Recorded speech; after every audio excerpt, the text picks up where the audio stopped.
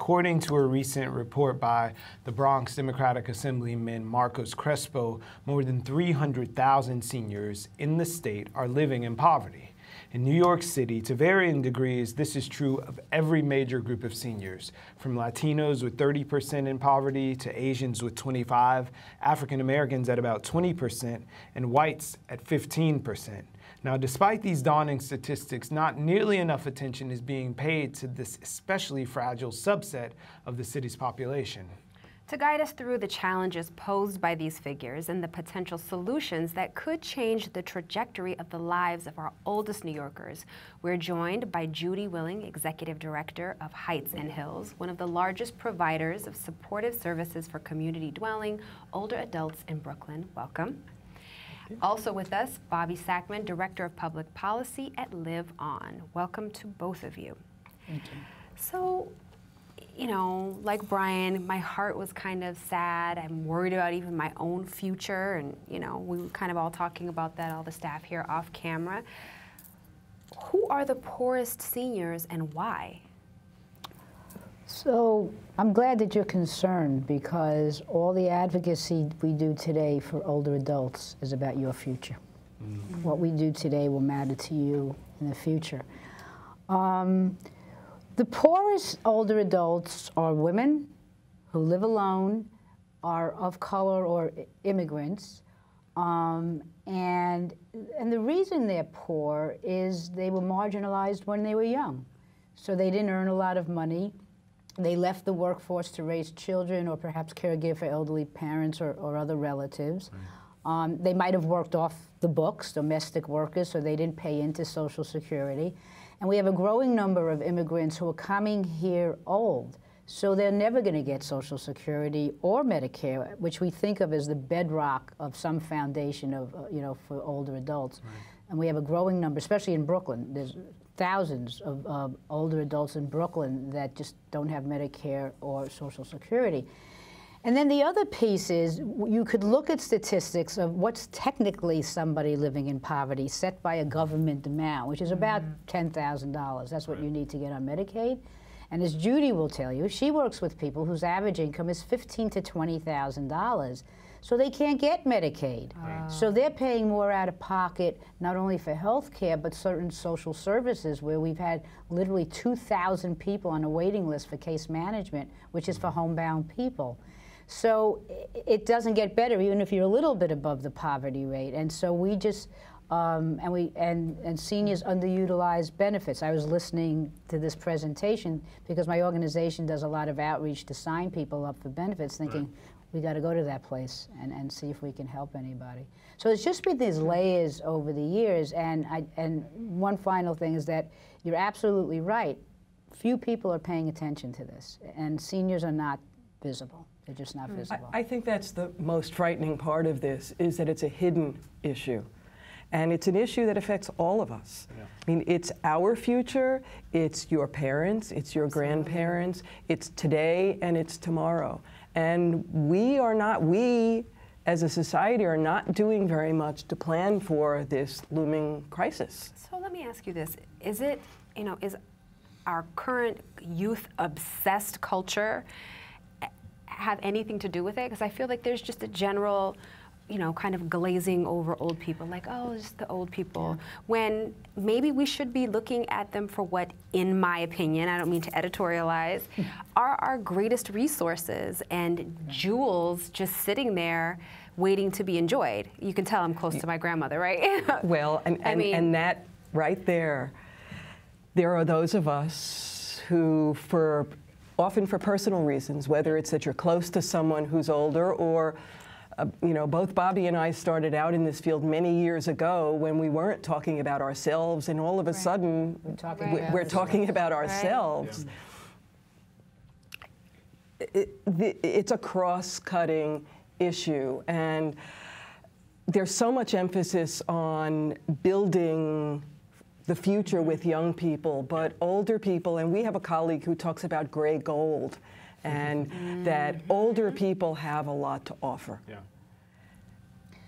I think what happens is there's ageism in this society, which, like any other ism, is basically based on someone's marginalized, invisible, stereotypes. It includes all the other isms, because hopefully everybody does grow old, and you know, so you could be a person of color, you could be gay or straight, you could be a man or a woman, whatever. And I think we're not talking about ageism yet the way we've talked about other isms. Not that there's not work left to do in the other isms, but we haven't created that safe space yet to talk about ageism. Live On New York actually did a very aggressive city budget advocacy campaign this year, and we called it Fair Share. And the reason we called it Fair Share is we watched the administration, the city administration, put in hundreds of millions of dollars to the Department of Youth Services, to the Department of Education, and barely, if anything, put in money to the Department for the Aging. So mind you, we're not saying to take away from young people, we're saying fair share. Yeah. You govern a whole city. Okay, so let's move from the feeling part to the action part in the same vein. If we are looking at advocacy, if Mayor de Blasio fights for universal pre-K, they send 40 busloads of people and their toddlers to say all-day pre-K and protest at the state capitol for an afternoon. But when seniors don't have enough money for their food or for medical expenses, we're not seeing that same type of public outcry. Those pre-K kids might move to a different state 6 years from now, but these are people who've lived their whole lives here and they don't have enough to get by. So what is the advocacy piece that's missing? So actually there's been quite a bit of advocacy on the city level, so we can come back to how the media covers things. Gotcha. We, between March and June of this year, my organization brought over 1,000 seniors to City Hall. We did our 20th annual Advocacy Day. 350 seniors met with 45 of the council members. We packed twice the City Hall chambers. 300 people there during budget hearings. We had them writing letters and making phone calls in different languages so people can be engaged. So there actually is a lot that's going on. We can't get people to Albany. That's really tough because it costs money, and then obviously some people it'll just physically be difficult. But on the city level, we're more able. But getting coverage of this, media coverage, is not always.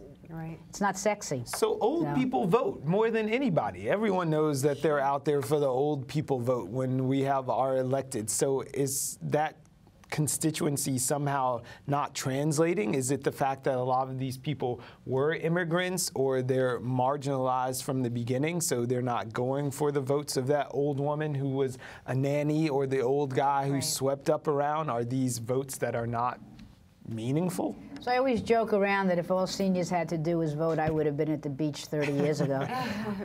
It is amazing to me that there's this total disconnect between the fact that seniors vote in large numbers and what comes back for them, and especially on a local level. I don't think you can win a city council race if over the age of, let's say, 50 or 55 at least, you know, having people vote for you. So there is still this disconnect. Seniors are not at the political table unless somebody pushes them to that table. So who should be pushing them there? Who should be doing this? Well, that's a lot of what Live On New York does. That is their function. I run a community-based organization in Brooklyn. We serve 19 neighborhoods. We focus mostly on homebound older people. We serve 19 communities in Brooklyn.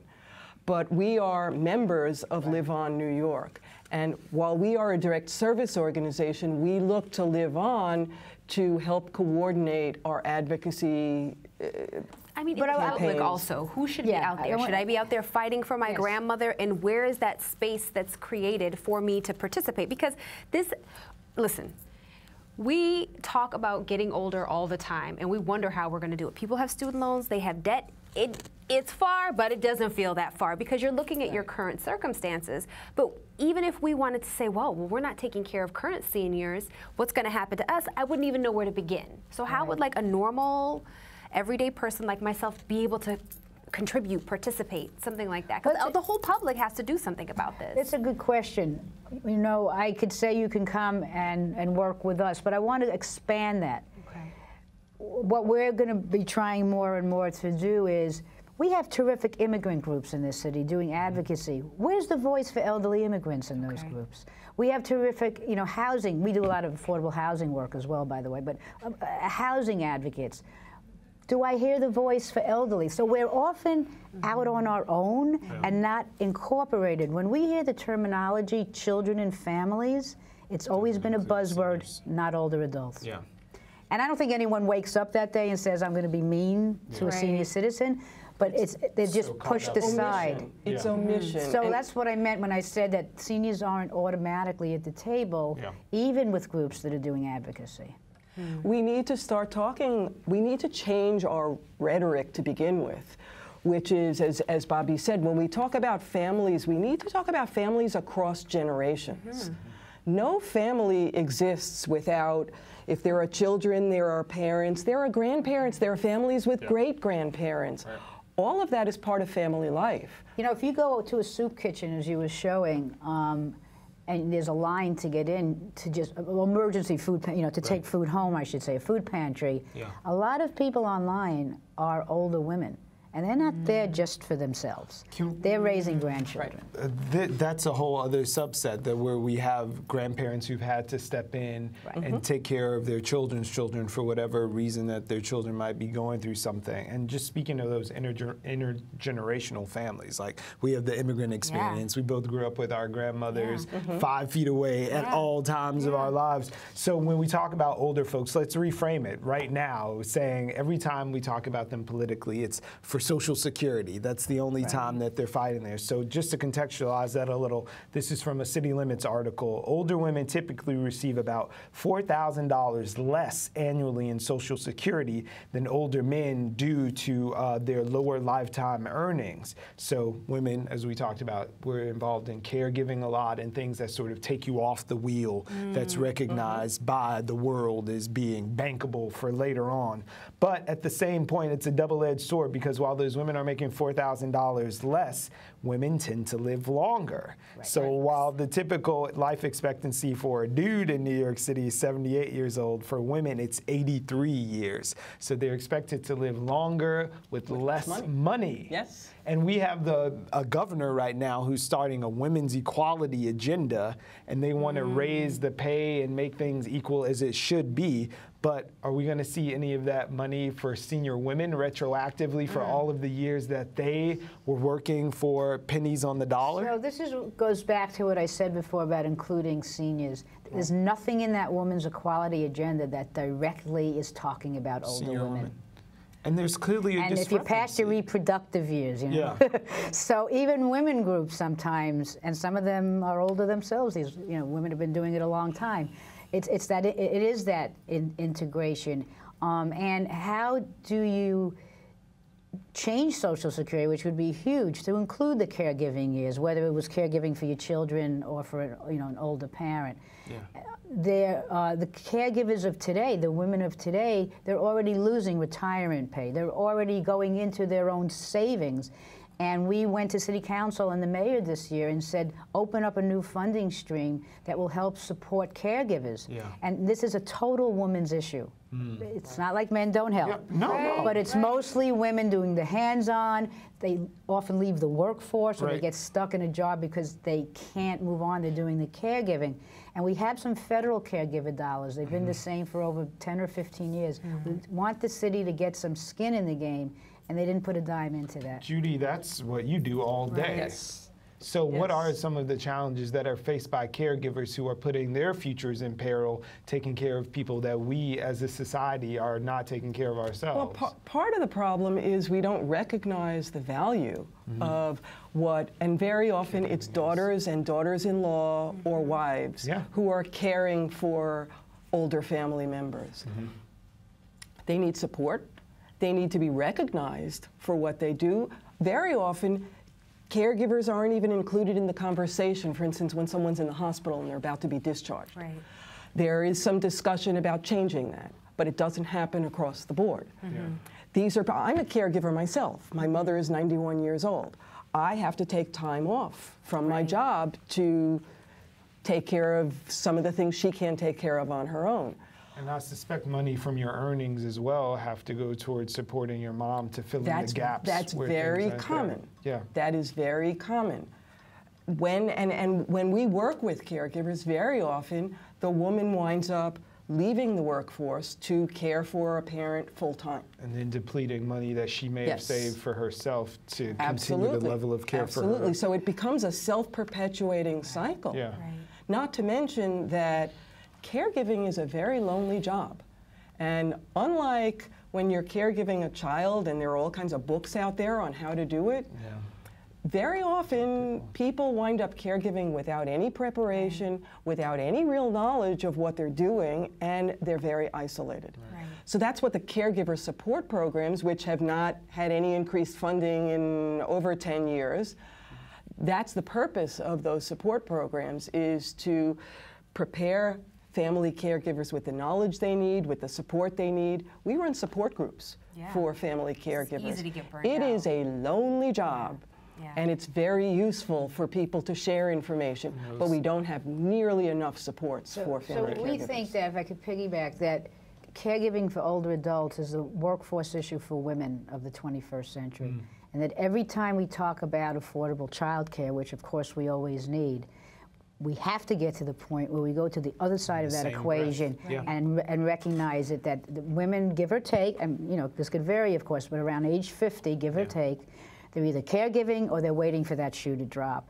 And we don't yet have that recognition, which is why we don't have policy, we don't have funding. They're as invisible as the people they're taking care of. Okay, so we're running out of time, but so then what's the next step? Like, we've recognized it, we've identified the problem, what's the next step for us as a society? So I mean, one of the ways, I do a lot of advocacy for programs like Judy's. So these are community-based services. They're very practical, they're very on the ground. They serve a diverse population. We need more of it. We have waiting lists, we have a growing population. The salaries, like for many nonprofits, are not good at all, and if you especially want a diverse workforce, which we do, you have to be able to hire them to have professional training, like a master's degree in social work. So we're facing all these daunting problems.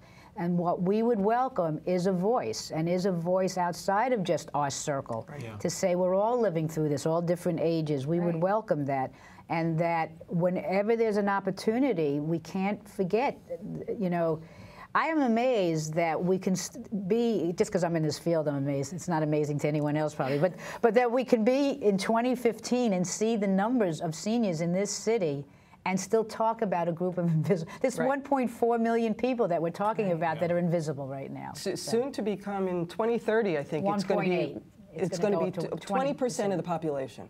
So one in, what is that, 1 in 5. And now the other big figure is that 10,000 people a day across America are turning 65. Okay, we're going to leave it at that.